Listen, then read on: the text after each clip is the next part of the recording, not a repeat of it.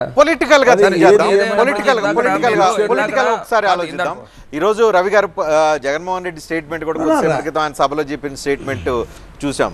ఒక రాయేసినంత మాత్రాన ధైర్యాన్ని దెబ్బతీయలేరు, గెలుపుని ఆపలేరు, ఇట్లా చెప్తూ వచ్చారు. పొలిటికల్ గా ఈ ఇన్సిడెంట్ ఎట్లా టర్న్ తిరిగే అవకాశం ఉంది, టర్న్ తిరుగుతుందా? ఎందుకంటే రెండు వైపుల నుంచి చాలా సీరియస్ ఆరోపణలు వినిపిస్తూ ఉన్నాయి. ఒకటేమో తెలుగుదేశం చేయించింది అనేది ఒకవైపు అధికార పార్టీ నుంచి వస్తుంది, వాళ్లే చేయించుకున్నారని అది తెలుగుదేశం నుంచి అధికార పార్టీ మీద విమర్శలు వస్తున్నాయి. సో ఇన్సిడెంట్ ఎలక్షన్ల మీద ఇంపాక్ట్ చూపిస్తుందా? అందుకే రెండు పార్టీల నుంచి ఇంత తీవ్ర స్థాయిలో విమర్శలు కావచ్చు, ఆరోపణలు కావచ్చు వస్తున్నాయా?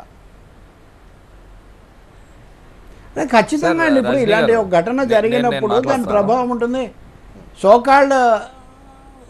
సోకాల్డ్ సానుభూతి రాజకీయాలు ఇట్లాంటివి కూడా భారతదేశంలో ఇప్పుడు ఇందాక మనం చర్చించిన అప్పటి నుంచే వచ్చాయి కదా. కాబట్టి దీని ప్రభావాన్ని న్యూట్రలైజ్ చేయాలని ఎవరి ప్రయత్నం వాళ్ళు చేయొచ్చు.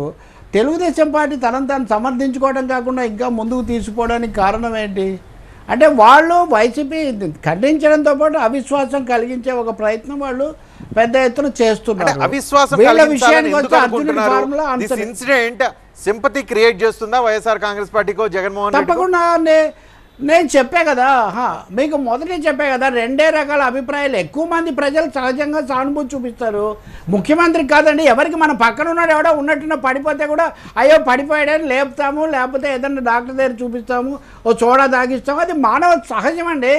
ఇప్పుడు ఇందాక అంత సీరియస్గా ఒక ముఖ్యమంత్రికి నడుముకు తగిలితే సందేహించాలి, పొట్టకు తగిలితే సందేహించాలి, అంత సామాన్యంగా ప్రజలు అనుకోరండి. తప్పకుండా సరే, రాజకీయ నాయకుల నిజాయితీ మీద చాలా సందేహాలు ఉన్నాయి, ఆ మాటకు వస్తే చాలా వృత్తుల మీద సందేహాలు ఉన్నాయి. ఏదైనా ఘటన జరిగినప్పుడు దానికి తక్షణ వచ్చేది సానుభూతి మాత్రమే, దాన్ని కూడా తగ్గించడం ఒకటి. ఇంకా రెండవ విషయానికి వస్తే ఎప్పుడైనా ఓటర్లు రెండు రకాలు కదా, మూడు రకాలు. మద్దతు ఇచ్చేవాళ్ళు, వ్యతిరేకించేవాళ్ళు, తటస్థులు. మద్దతు ఇచ్చేవాళ్ళలో అయితే మద్దతు ఇంకా పెరుగుతుంది కదా. ఒక తమ నాయకుడికి ఏదైనా జరిగిందంటే రెండో తటస్థంగా ఉన్న వాళ్ళలో కొంతమంది అయినా అటు ఆలోచిస్తారు కదా. కాబట్టి ఇది ఎట్లాగో ప్రతిపక్షానికి నచ్చదు. అలాగే అధికార పక్షము దీని ఆధారంగా తనకు ఇంకా కొంచెం వాళ్ళ మీద ఇంకా దుష్టచతుష్టయం అనే ఒక భాషలో వాళ్ళ మీద ఇంకో రెండు విమర్శలు చేయడానికి దాన్ని అవకాశంగా తీసుకుంటారు. పూర్తి దర్యాప్తు జరిపి నిజానిజాలు తేలాలంటాం వేరే విషయం, కానీ ఘటననే సందేహించడము, శంకించడము, బాధితులనే అనుమానించడము ప్రజాస్వామ్య పద్ధతి కాదు. చంద్రబాబు మీద జరిగినా, జగన్ మీద జరిగినా, ఎవరి మీద జరిగినా మనము గుడ్ ఫెయిత్లో తీసుకోవాలి. Unless otherwise proved, that's what law says. Unless otherwise proved తప్ప ఒక లీడర్, ఒక ప్రజాప్రతినిధి, ఒక నాయకుడు సీరియస్గా ఉన్నాడు జరిగిందనే కదా అనుకోవాలి. ఇక్కడ దాన్ని సందేహించాల్సిన ప్రశ్న అసలు ఎందుకు ఉత్పన్నమవుతుంది? పదే సందేహం కూడా మామూలుగా కాదు.